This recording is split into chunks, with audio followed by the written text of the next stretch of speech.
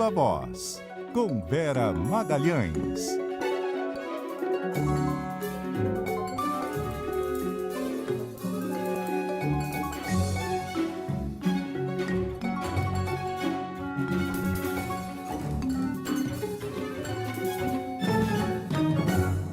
Vera Magalhães, boa noite, tudo bem? Oi, Carol, boa noite para você, boa noite, Muniz, boa noite, ouvintes e também quem nos acompanha por imagens. Boa noite, Vera. Vera, um dia triste hoje na Comissão de Infraestrutura no Senado Federal, né? Assistimos a um show de horrores com a participação da ministra Marina Silva acossada, atacada, desrespeitada de uma forma machista, misógina, inaceitável, né? Exato, um dia vergonhoso para a história do Senado. O Senado é a casa por excelência dos debates de alto nível da República. Tem que ser a casa na qual os assuntos, os grandes temas nacionais são discutidos com respeito à pluralidade, à diferença de opiniões e de ideias, e não foi isso que aconteceu hoje. A gente vai fazer aqui um rápido apanhado do que aconteceu. Teve repercussões ao longo de todo o dia, com muitas manifestações, alguns dos políticos que fizeram um show de horrores tentando se explicar. E depois a gente vai entrevistar a Marina Silva aqui no Viva Voz. A ministra vai falar a respeito da sessão a qual ela teve de sair, porque não conseguia ser respeitada. Muniz, conta pra gente, faz um apanhado geral do que foi esse momento. Vera, a secretaria, uma das repercussões principais veio da Secretaria de Relações Institucionais do governo Lula, mas teve também parlamentar da base aliada que minimizou um pouco esse episódio. Vou trazer um pouco dessas repercussões e de tudo que aconteceu. Foram ali cerca de 3 horas de debates, a respeito do papel do Ministério do Meio Ambiente em diversas políticas públicas e também falaram, claro, sobre o afrouxamento das regras para o licenciamento ambiental no país, algo que foi aprovado no Senado recentemente e segue em análise agora na Câmara. E, em meio a esses debates, o senador Plínio Valério afirmou que respeita a mulher Marina Silva, mas não a ministra Marina Silva, e que ela estaria confundindo a função dela com a identidade pessoal. Marina rebateu, lembrando de um episódio em que o senador disse que tinha vontade de enforcá-la. Ministra Marina, que bom reencontrá-la. E ao olhar para a senhora, eu estou vendo uma ministra, eu não estou falando com a mulher. Eu estou falando com a ministra. Não, eu estou falando com a ministra. O senhor está falando com as duas coisas. Porque a mulher merece respeito, a ministra não. Por isso que eu quero separar. Ministra, vamos assegurar a palavra. Não provoque. Por favor, não provoque. Por que o senhor não me respeita como ministro? Não provoque. O senhor que disse que Aí eu vou fazer uma questão de ordem. Vamos, presidente, eu vou pedir ao plenário. Presidente, o senhor que disse que queria me enforcar. Em um outro momento, numa discussão com o senador Omar Aziz, a ministra disse que se sentiu ofendida por falas dele e questionou a condução dos trabalhos que estava sendo feita pelo senador Marcos Rogério, que presidia a sessão na comissão. O senador Marcos Rogério pediu para a ministra se colocar no lugar dela e ela rebateu dizendo que não é submissa. Vou falar. Me respeite, ministra. Eu estou lhe respeitando. Me respeite. O senhor que tem que Senhor presidente, me respeite, ministra. Me respeite. Você ponha no teu lugar. Vossa Excelência tem a palavra. Isso, presidente! Não venha me chamar. Não venha. Ministra de Estado. Que desrespeito Ministra de Estado. com a ministra? Não, Vossa Excelência está me chamando. Absurdo. Vossa Excelência está atribuindo a esse presidente como sexista. Não sou sexista. Absurdo. Marina Silva exigiu também retratação de Plínio Valério e, sem ter o pedido de desculpas, ela então decidiu se retirar da comissão. Ela foi apoiada pela senadora Elisiane Gama, que a gente ouve inclusive nesse último áudio, e pelo líder do PT no Senado, Rogério Carvalho. Aí eu vou trazer o início dessas repercussões. A Secretaria de Relações Institucionais do governo Lula classificou como inadmissível o comportamento desses dois senadores, Marcos Rogério e Plínio Valério. Essa nota é assinada pela ministra Gleisi Hoffmann, que não critica ali o comportamento do senador Omar Aziz, com quem também teve ali uma contenda entre eles. O texto diz que os dois senadores foram ofensivos e desrespeitosos com, abre aspas, a ministra, a mulher e a cidadã, fecha aspas, e manifesta também total solidariedade do governo do presidente Lula, a ministra Marina Silva. Também nas redes sociais, a primeira-dama Janja disse que é impossível não ficar indignada com o desrespeito à ministra, e também teve mensagens de solidariedade publicadas por outras ministras, Márcia Lopes, Margarete Menezes, Aniele Franco, Macaé Evaristo, Sônia Guajajara e o advogado-geral da União, o Jorge Messias. Mas o líder do governo no Senado, Jacques Wagner, não viu tanto problema assim. Ele minimizou essa crise e disse que o episódio foi fruto do calor do debate e uma discussão isolada. Ele disse, abre aspas, é óbvio que num momento ou outro sobe a temperatura, mas não vi nada, fecha aspas. E em nota, o Marcos Rogério, que estava presidindo aquela comissão, afirmou que não houve agressão e acusou Marina de tentar transformar o episódio numa falsa narrativa de agressão de gênero, nas palavras dele, Vera. Você veja como é, né? O senador Marcos Rogério, antes de qualquer pessoa falar em machismo ou misoginia, que era o que ele estava praticando ali, já fala, não venha me acusar de sexismo. Então, ele mesmo percebeu o que tinha acabado de fazer, ironicamente, cinicamente, fala que estava dizendo para ela se colocar no seu lugar de ministra, o que claramente não era, e dá para entender pelo contexto.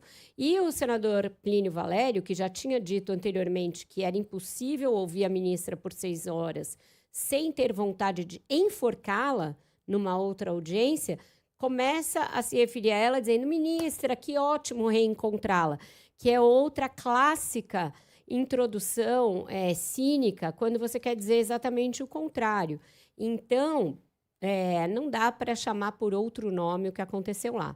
E foi restrito a esses poucos senadores, e com a inclusão do senador Omar Aziz, que é um senador da base aliada, senador governista, e que chamou a ministra de intransigente, disse que ela teria responsabilidade caso passasse a flexibilização da legislação ambiental, só foram poucos porque ela se retirou. Porque ali o que estava marcado para acontecer era uma fileira de senadores desrespeitando uma mulher, tentando submetê-la, humilhá-la e fazê-la sangrar em praça pública, porque assim fariam o governo sangrar em praça pública. E isso só pode acontecer num Senado que é comandado por mão de ferro pelo senador Davi Alcolumbre, com a anuência dele.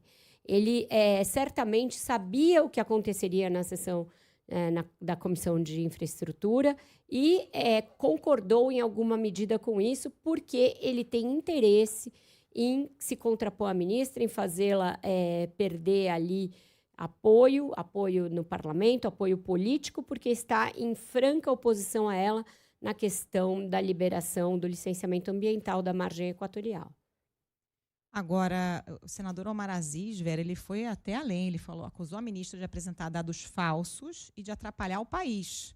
Ele foi o primeiro, ele abriu a porta para os outros ataques que vieram depois, como você bem lembrou, um senador da base, está sendo bastante criticado. Eu estava vendo um post aqui do senador Omar Aziz na rede social X, falando da BR-319, ele o trecho do vídeo não tem exatamente o embate ali dele com a ministra Marina Silva, muitos comentários negativos, gente inclusive ponderando, olha, senador, a gente até concorda com seu pleito aí pela rodovia BR-319, mas esse tipo de conduta com a ministra é inaceitável. E aí o que veio depois, o senador Plínio Valério dizendo que a ministra não merece respeito, ela estava lá como ministra, não estava lá como mulher.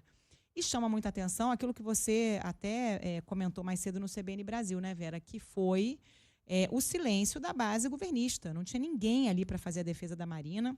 A gente ouve a voz da senadora Elisiane Gama ali ao fundo contestando e fazendo essa defesa. O senador Rogério Carvalho do PT em algum momento também faz. Mas o senador Jacques Wagner, por exemplo, estava na mesa, estava na bancada. E enquanto a Marina estava no embate com o Omar Aziz, ele está sorridente, levanta, vai bater papo. Não dá para entender. E disse depois, no plenário do Senado, que praticamente disse que não viu nada demais ali, e que é do jogo, e que aquilo ali era algo que pode acontecer, que as pessoas podem se exaltar.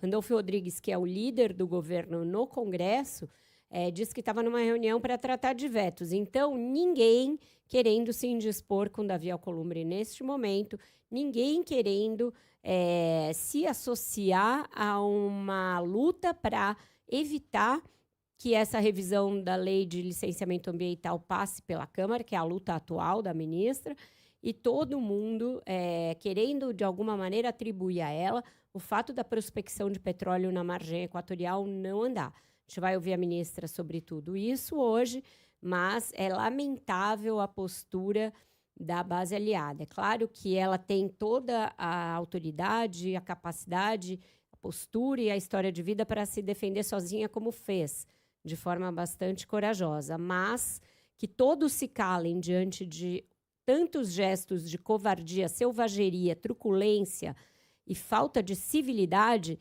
é uma vergonha para quem se calou e não para a ministra Marina Silva. E, Vera, o senador Marcos Rogério disse que não poderia ser chamado de sexista, né? Atribuiu essa conduta da Marina a uma falsa narrativa de agressão de gênero, mas essa mesma comissão recebeu ministros homens no último mês, inclusive Renan Filho esteve por lá na semana passada e não teve nenhum episódio parecido, não teve microfone cortado dessas outras pessoas, então muito difícil.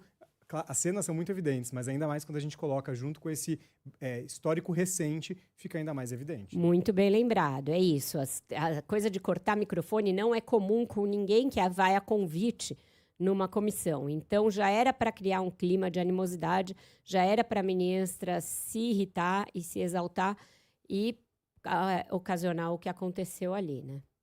E muito fácil deixar a Marina como vilã, né, Vera? É um governo. O Lula circula com a Marina como um token, né, no ambiente internacional. O Brasil voltou, trouxe a COP30 para o Brasil, mas quando a gente vai ver na prática, tem todo um direcionamento do governo de ficar parado nessa questão do licenciamento ambiental, deixou a coisa rolar no Senado. Na questão da margem equatorial já está muito claro que o governo acha que tem que ter a exploração. O ministro de Minas e Energia, Alexandre Silveira, já fez ataques ao IBAMA, dizendo que falta coragem ao presidente do IBAMA para fazer a liberação. A Marina fica sozinha, colocada como uma vilã do desenvolvimento do país, né? Como se ela estivesse atrapalhando o desenvolvimento do Brasil sozinha. Exatamente. Ela recebeu um telefonema do presidente Lula, que está em casa depois de um episódio em que ele passou mal ontem, e recebeu todas essas manifestações de solidariedade, mas é isso, é só quando a coisa fica muito feia que o governo sai publicamente em defesa dela. A gente vai voltar a falar nisso na entrevista com ela logo mais, às 6h30, depois das 6h30, mas agora a gente vai a Brasília com o Felipe Igreja, porque tem um outro assunto aí que está mobilizando o governo e Congresso, que é o decreto que aumentou o IOF para uma série de operações e que agora tem grande risco de ser derrubado no parlamento. Felipe, boa noite. Boa noite, Vera. Boa noite a todos que nos acompanham. Pois é, apesar dessa pressão da oposição e também de diversas entidades empresariais pela derrubada desse decreto que amplia a taxação do IOF, o governo está manobrando junto aos presidentes da Câmara e do Senado para tentar segurar esses projetos de decreto legislativo que pedem a suspensão da medida. O governo espera ainda convencer os líderes do Centrão de que a derrubada de todo o decreto do IOF é a pior solução, porque isso representaria ampliar o bloqueio no orçamento e, consequentemente, o bloqueio de emendas parlamentares. No momento, a Câmara já tem 19 projetos de decreto legislativo que tentam sustar o texto do governo que foi apresentado pela equipe do Ministério da Fazenda. Apesar disso, não há previsão de votação de nenhum dos textos, nem mesmo de urgência para essas propostas nesta semana. A oposição promete pressionar Hugo Mota, está tendo um encontro nesse momento com o presidente da Câmara, Hugo Mota, para tentar pressionar a pelo menos debater um desses projetos de decreto legislativo. Vai ter também reunião de líderes na quinta-feira, mas nesta semana não deve sair nada.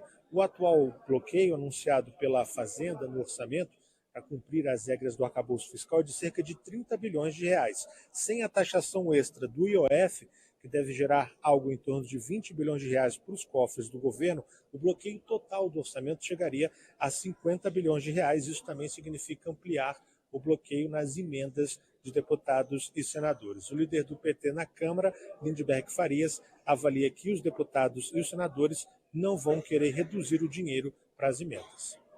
Então, se quiserem mexer no IOF, tem que ter uma fonte alternativa de receita. Porque se não tiver uma fonte alternativa de receita, a consequência concreta disso é que tem que ter um contingenciamento de mais de 20 bi. Então, em vez de 30 bi, seriam 50 bi. Eu acho que ninguém quer aqui nessa casa, porque isso paralisa programas, paralisa projetos que estão em andamento. Isso repercute na base eleitoral de cada deputado. Eu quero tranquilizar, eu acho que a chance de um PDL desse ser aprovado é perto de zero. Além dos 19 projetos aqui na Câmara, há também um projeto de decreto legislativo lá no Senado, pedindo a derrubada desse decreto do IOF. Lembrando que para que a suspensão seja aprovada, é necessária a aprovação do PDL tanto na Câmara como no Senado. Aqui na Câmara, no momento, a pressão está maior, no Senado nem tanto. mas o governo então está jogando aí com os presidentes da Câmara e do Senado, tentando segurar ao máximo esse ímpeto da oposição, tentando derrubar o decreto do IOF. Vera. Obrigada, Felipe, pelas suas informações. Eu acho que o deputado Lindbergh está muito confiante. Não teria sido a primeira vez que decretos do governo Lula caem por decretos legislativos, ou medidas provisórias, por exemplo, são devolvidas, ou vetos são derrubados. Esse tipo de oposição frontal do Congresso ao governo tem sido cada vez mais frequente. O próprio ministro Fernando Haddad, na entrevista que concedeu ao jornal o Globo no fim de semana, fala em como foi banalizada a derrubada de vetos, que antes era uma excepcionalidade muito grande, porque os governos sempre tinham maiorias muito sólidas e conseguiam fazer a sua opinião prevalecer e os seus projetos prevalecerem. Os decretos, inclusive aconteceu com o Bolsonaro também, alguns dos decretos de armas que ele editou foram derrubados por decretos legislativos do Congresso, quando ele foi longe demais. E o do Lula já houve decretos também derrubados por decretos legislativos e houve projetos derrubados ao longo de todos esses 3 anos. Então, se não negociar direito no mérito da matéria, não vai adiantar tentar fazer articulação política para postergar isso, porque a pressão está muito grande, o descontentamento com esse projeto é enorme, a sensação de que o governo quer resolver o problema do arcabouço arrecadando mais é generalizada, está totalmente cristalizada em vários setores da opinião pública, e está presente nessa pressão que se faz sentir sobre as bancadas. Então, é preciso que o governo comece a entender que talvez seja preciso recuar no mérito em mais alguns itens desse projeto. No mundo ideal, seria de se esperar que o Congresso também sinalizasse algum tipo de redução das emendas parlamentares, mas a gente sabe que isso não vai acontecer, né, Vera?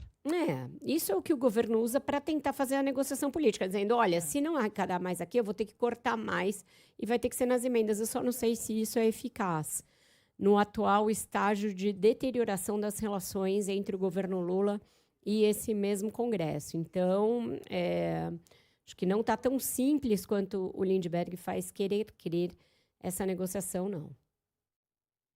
Vamos para o nosso próximo assunto? Quer chamar, Muniz, a Isa? Vamos lá, Isa Stassarini está conectada aqui com a gente em Brasília para falar sobre os desdobramentos daquele inquérito, sobre o qual a gente tratou ontem aqui bastante no Viva Voz, o inquérito do STF sobre as condutas de Eduardo Bolsonaro nos Estados Unidos, naquela tentativa de aplicar sanções ao ministro Alexandre de Moraes.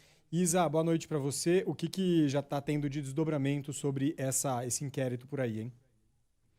Olha, Muniz, muita movimentação interna, né, nos bastidores do Itamaraty, que avalia a temperatura para abrir um canal de negociação com o governo Trump diante da possibilidade, né, de sanções ao ministro do Supremo Tribunal Federal, Alexandre de Moraes. Isso dentro do governo, porque em outra frente, no Congresso Nacional, o PT, né, o líder do PT na Câmara, o deputado Lindbergh Farias, fez um pedido de cassação do deputado Eduardo Bolsonaro. Ele fez essa representação ao Conselho de Ética contra o filho do ex-presidente Jair Bolsonaro. O documento pede, por exemplo, a penalidade máxima por quebra de decoro.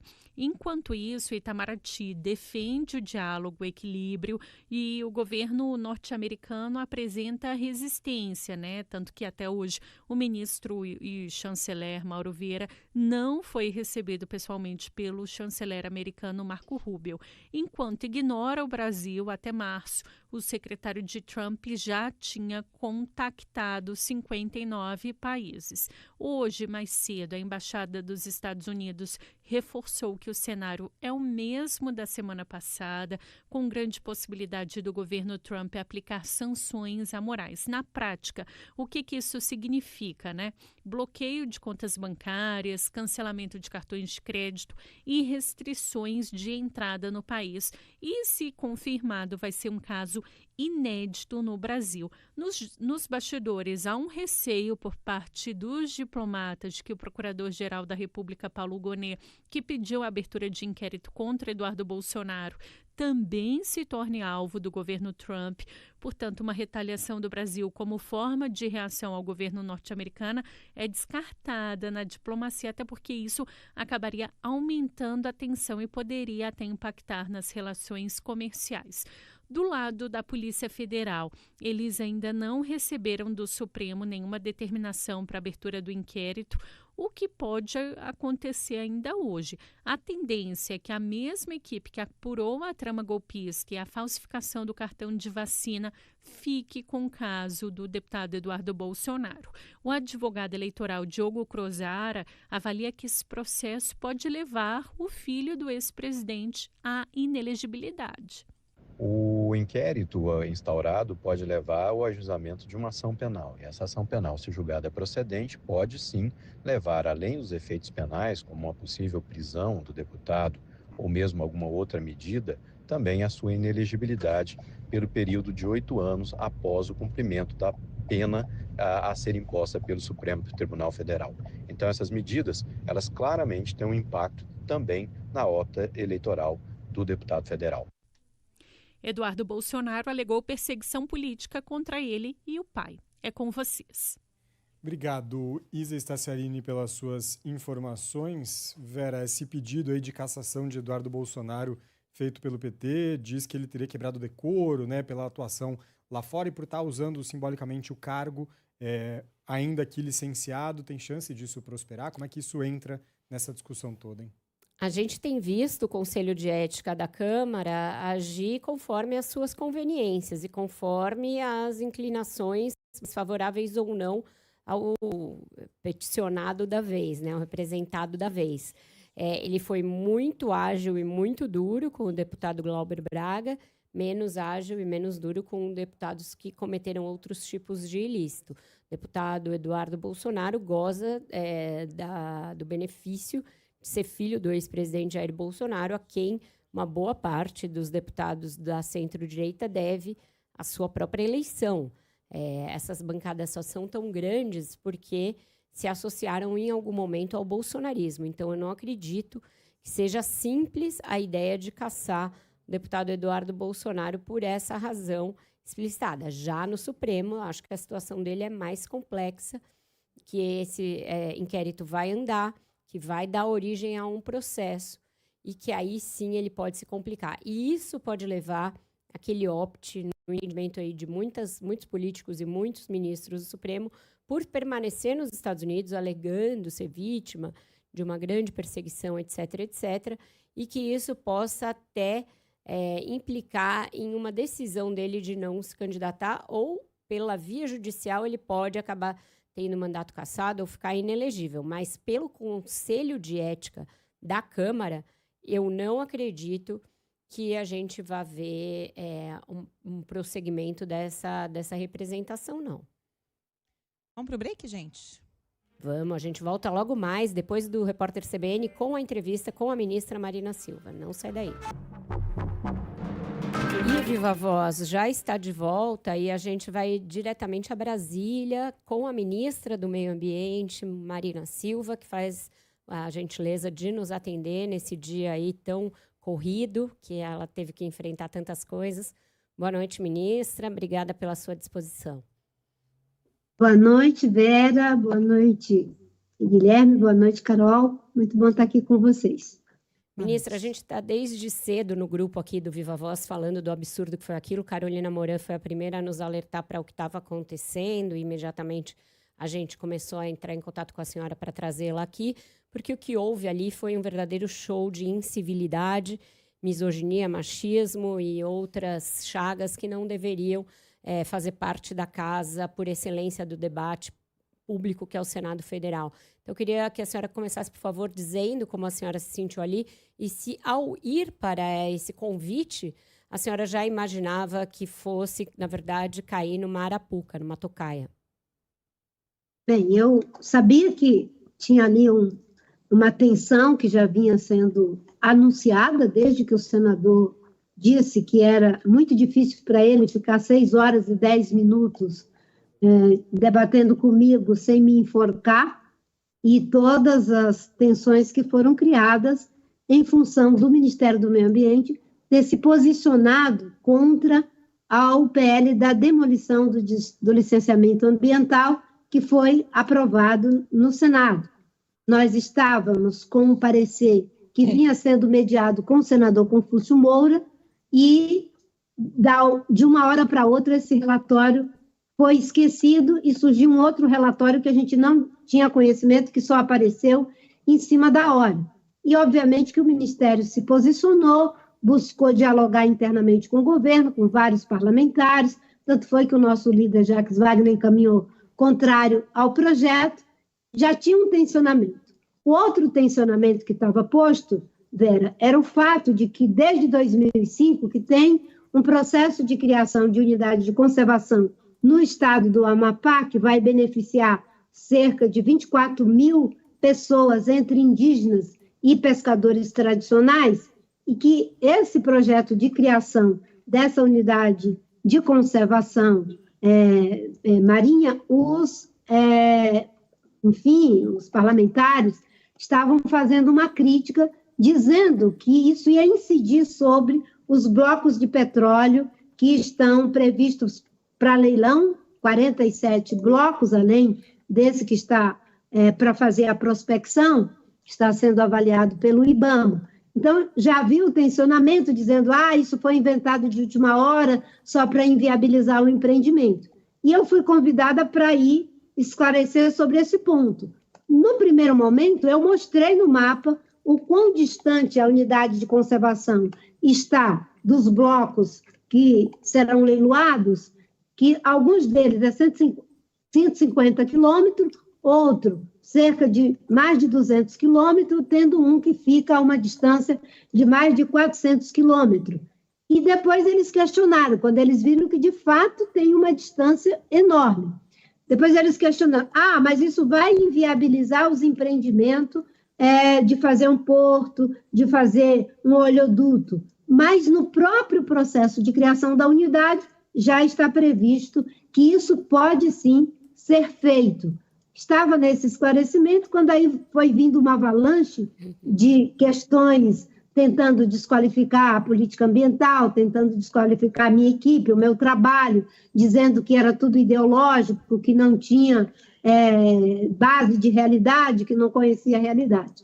Então, a partir daí começou um tensionamento muito forte, eram atribuídas palavras que eu não tinha dito, ou eram feitas observações bastante agressivas, e quando eu falava era cortada a minha palavra do som. Então, foi um momento difícil, mas posso te dizer que se o objetivo era me intimidar ou fazer com que abrisse mão ou arrefecesse das questões que tinham que ser esclarecidas, isso não aconteceu. Agora, quando veio a agressão, obviamente que eu só tinha uma saída, como eu fiz. Pedi para o senador se desculpar, porque ele disse que não me respeitava como ministra.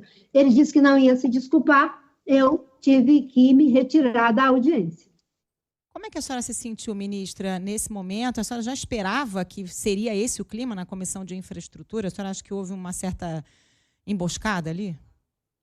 Bem, como eu sou uma pessoa de luta e de paz, eu já fui senadora durante 16 anos, vereadora, deputada estadual, eu já vi tanta coisa de atitude de pessoas que às vezes têm dificuldade com o contraditório, ou que acham que se levantarem a voz, ou atribuir a você defeitos que você não tem, isso vai fazer com que você fique encantoado, né? Eu sabia que poderia ter alguma tensão, mas eu já fui preparada para fazer o enfrentamento do modo que era possível, com a palavra cortada, com as pessoas interrompendo. O que eu podia fazer era me colocar, porque naquele momento ali eu também estava, não era a Marina militante, era a ministra de Estado, que tem uma pasta que é importante, um ministério que é importante, e que o mundo olha para tudo isso. Eu fico pensando o que é que as pessoas acham, não é? Agora que a gente quer fechar o acordo com o Mercosul, desse tipo de atitude. Isso é um tiro no pé nos interesses econômicos do Brasil. Ministra, eu ia te perguntar mais ou menos em linha com esse seu relato final. Muitas vezes a gente percebe e ouve análises de que a senhora às vezes acaba ficando como uma voz isolada na defesa de algumas pautas caras ao Ministério do Meio Ambiente. Como que a senhora sente esse isolamento e tem espaço para o governo negociar outras pautas caras ao Ministério do Meio Ambiente num ano de COP e depois de tudo isso com este Congresso? Bem, aquilo que está na governabilidade interna do governo, nós temos conseguido avançar muito.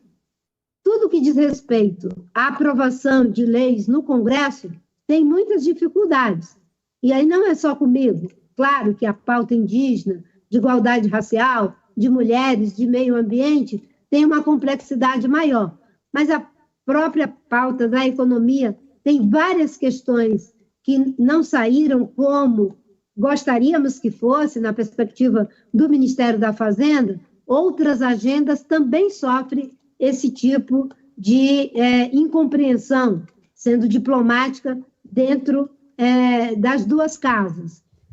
Eu acho que tem ali um esforço muito grande interno no governo para que a gente possa avançar. Não por acaso o PPA, dos 80 programas, 58 tem ação de sustentabilidade.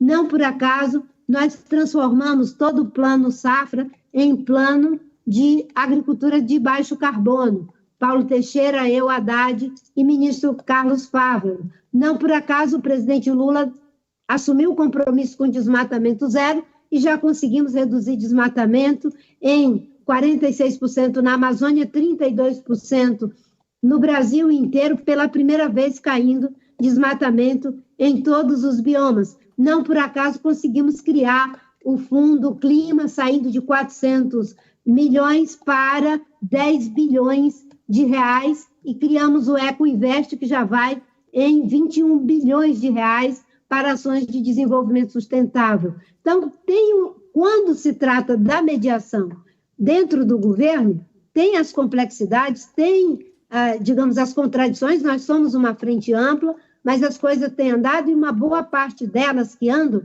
é porque o presidente, ele assume a liderança e toma a decisão. Por exemplo, ter uma NDC ambiciosa entre 59% e 67%, que era a proposta do Ministério, foi o presidente Lula que bancou essa posição no debate interno no governo. Quando tem uma relação que envolve mais a base, aí tem a contradição.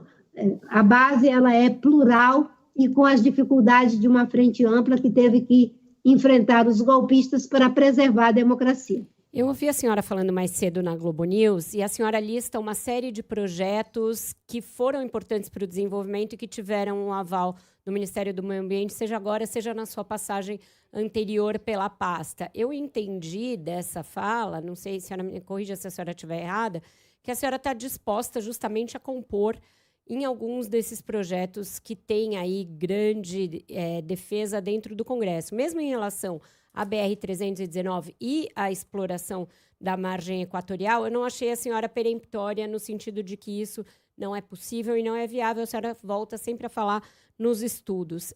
Em que medida a senhora está disposta a ceder e o que é inegociável? Por exemplo, esse projeto que modifica o licenciamento, esse a senhora classifica como negociável ou inegociável?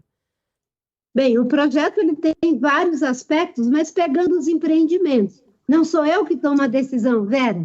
É criada uma lenda de que sou eu que não deixo o licenciamento acontecer. O IBAMA é uma autarquia que, num governo republicano que respeita as leis, ele tem a liberdade institucional de fazer com que os procedimentos aconteçam de acordo com os regramentos e com aquilo que diz a lei, do mesmo jeito que a Anvisa. E não sou eu que tomo uma decisão política. A decisão se vai ou não vai explorar petróleo não é do IBAMA, não é do Ministério do Meio Ambiente, não é nem do presidente Lula sozinho, é do Conselho Nacional de Política Energética. Em relação à BR-319, o que tem que ter é a viabilidade do empreendimento, não só do ponto de vista econômico, mas também do ponto de vista ambiental. Resolvida essa equação, o Ministério do Meio Ambiente, o IBAMA, o ICMBio, nem dificulta nem facilita. Nós temos que verificar se há viabilidade ambiental dos empreendimentos. Então, quando eu digo que precisa os estudos, é uma ferramenta que ajuda que a gente possa encontrar solução. A BR-163 foi graças ao plano BR-163 sustentável que foi possível dar a licença durante a minha gestão. a transposição do São Francisco, que ia colapsar uma parte do Nordeste sem água. Foi possível fazer o licenciamento de algo que, desde o tempo do Império, não se conseguia fazer essa transposição, porque o Ministério do Meio Ambiente tinha competência técnica e tinha credibilidade para fazer o debate e criar os regramentos. Então, eu não digo, eu vou fazer assim ou assado. Tem uma decisão técnica por trás. O que o gestor público busca fazer é integrar as duas coisas: economia e ecologia, desenvolvimento com proteção ambiental, com desigualdades.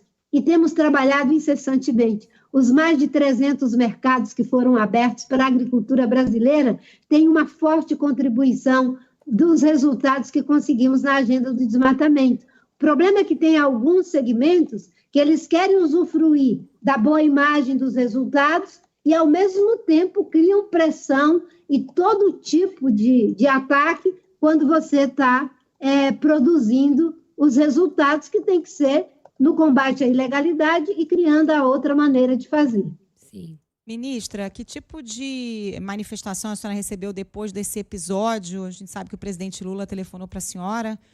Como é que foi essa conversa? E queria também saber se a senhora se sentiu, de certa forma, isolada ali naquele momento, uma vez que a base governista não se mobilizou. A gente ouviu ali a manifestação da senadora Elisiane Gama, fazendo a defesa. O senador Rogério Corrêa chegou a se manifestar, mas o senador Jacques Wagner, por exemplo, que estava presente, não se pronunciou ali durante, né, o que estava acontecendo. Faltou essa mobilização da base governista ali naquele momento em que a senhora estava sendo atacada como representante do governo? Bem, a senadora Elisiane é da base do governo, o Rogério é da base do governo. O senador Beto Fávaro, quando viu que estava uma situação tensa, ele foi para lá, para a comissão.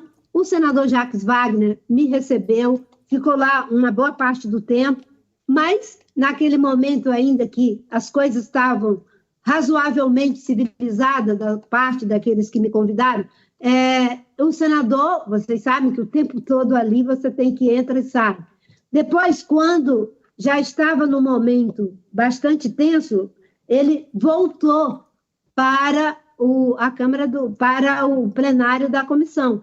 Mas eu já tinha tomado a decisão de que, se o senador não pedisse desculpas por dizer que não me respeitava como ministra, apenas como mulher, como se fosse possível separar a mulher ministra, digamos, da sua função, né? O desrespeito está tudo integrado, e o senador, o tempo todo, em todas as vezes que eu vou, se existe uma pessoa que fica ali, que coloca as questões, é o Jacques Wagner. Ele é o líder do governo, ele procura fazer algumas mediações. Mas eu posso dizer que eu me senti agredida, com certeza, mas não me senti intimidada, né? Porque tudo que eles querem é que a gente fique intimidado.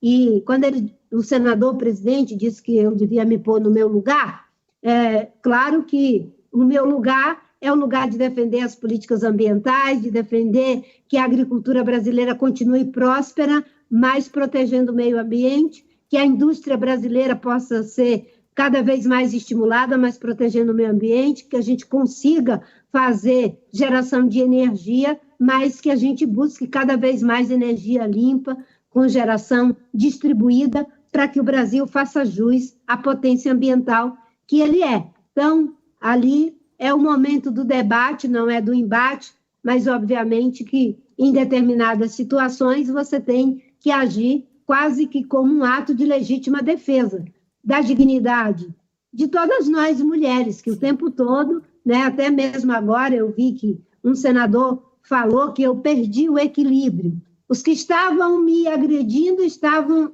equilibrados. Eu, quando faço a defesa do Ministério, do licenciamento ambiental, aí é desequilíbrio. Essa tática, ela não vai me intimidar, assim como não intimida nenhuma de nós, vocês que são jornalistas, muitas vezes, com certeza, acabam ouvindo esse tipo de coisa. A gente teve no governo anterior jornalista que foi agredido de todas as formas, moralmente, enfim, de todas as formas. Ministra, muito obrigada de novo nossa solidariedade. Boa sorte aí na sua luta e até a próxima. Obrigada por sempre atender a CBN. Obrigada, Vera. Obrigada a você também, Guilherme. E você, Carol. Muito obrigada pela solidariedade. Obrigada, abraço. Obrigado, ministra. São 6h49. A gente faz mais uma parada e volta já para o encerramento do Viva Voz. E deixa eu só dar um recado rápido, desculpa, Vera. claro. Imagina, só para avisar os nossos ouvintes que logo mais às 7h tem São Paulo e Tajeres pela Libertadores. Importante, e vai ter transmissão. Recado. Importante, né? Esse recado. A Vera gostou, né? Agora gostou. Vai ter essa transmissão nas nossas plataformas digitais. Então, quem quiser acompanhar, é só procurar pelas nossas plataformas digitais, site e aplicativo da CBN, vai ter a transmissão por lá. E vamos tricolor. Estamos de volta, a gente tem ainda mais um tempinho para um último assunto. Hoje a Renata Agostini não vai conseguir participar aqui com a gente, mas queria falar sobre esses depoimentos no inquérito do golpe, Vera, que estão rolando no Supremo Tribunal Federal. Hoje foi a vez do ex-diretor de operações da Polícia Rodoviária Federal, de Jairlon Henrique Moura. Ele confirmou ao Supremo que recebeu a ordem do Ministério da Justiça, que na época era chefiado por Anderson Torres, para fazer blitzes no Nordeste durante as eleições de 2022. Ele disse nesse depoimento que era uma fiscalização de veículos com eleitores do Centro-Oeste e do Sudeste que se dirigiam ao Nordeste dias antes das eleições. Diz que a ação foi encerrada antes do segundo turno, que não houve, segundo ele, um direcionamento político. O Jairlon foi ouvido hoje pela primeira turma do Supremo na condição de testemunha de defesa de Anderson Torres e disse, então, que a intenção era só averiguar se havia transporte irregular de eleitores e de dinheiro. Na semana passada, também, em depoimento à primeira turma, o ex-coordenador de inteligência da PRF, Adiel Pereira Alcântara, disse que ouviu ordem do Jairlon Moura para que a inteligência apoiasse no reforço das abordagens dos transportes de ônibus e afirmou também que a orientação era, entre aspas, tomar um lado por determinação do diretor-geral. Hoje, então, o ex-diretor de operações negou que essas operações tivessem objetivo político, disse que em mais de 60% dos veículos a fiscalização não demorou mais de 15 minutos. Era de se esperar esse tipo de depoimento, já que está arrolada essa testemunha como testemunha de defesa do Anderson Torres, né, Vera?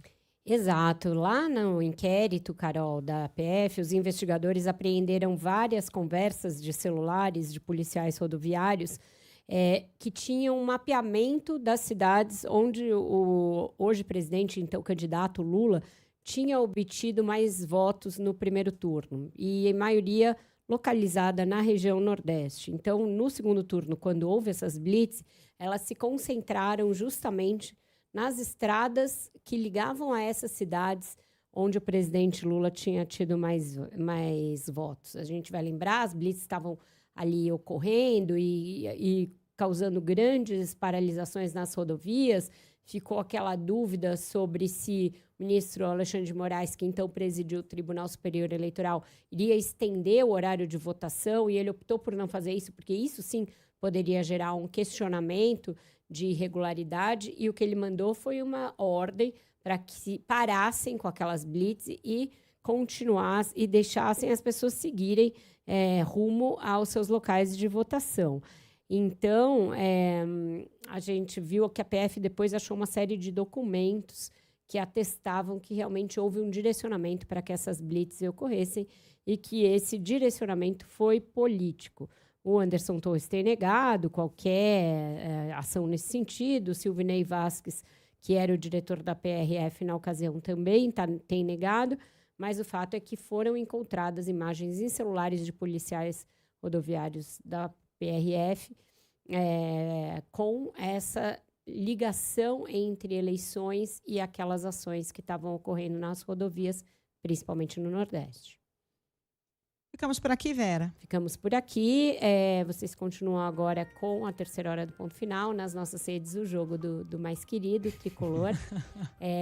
E a gente volta amanhã com o Viva Voz. Beijo, Vera. Até amanhã. Valeu, Vera. Beijo.